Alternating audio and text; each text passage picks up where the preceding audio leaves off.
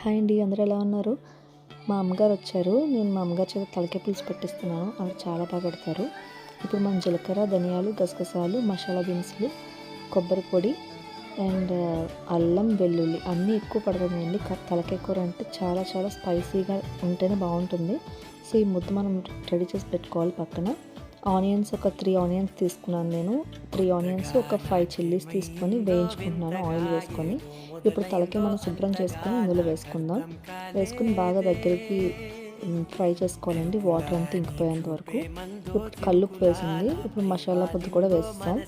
వేసి బాగా దగ్గరికి కొంచెం వేయించుకున్న తర్వాత కారం వేసుకొని, కారం చాలా ఎక్కువ పడుతుందండి. ఒక 5 స్పూన్స్ వరకు కారం వేసాం. ఇప్పుడు వాటర్ వేస్తున్నాం. వాటర్ వేసి కొంచెం విజిల్ వేయించుకోవాలి. ఒక 5 విజిల్స్ వేయించాము మేము.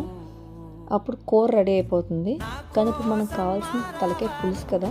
ఇప్పుడు ముక్కు ఉడికిందో లేదో చూసుకోవాలి. ముక్కు ఉడికిపోతే ఒక 80% ఉడికిపోతే సరిపోతుంది.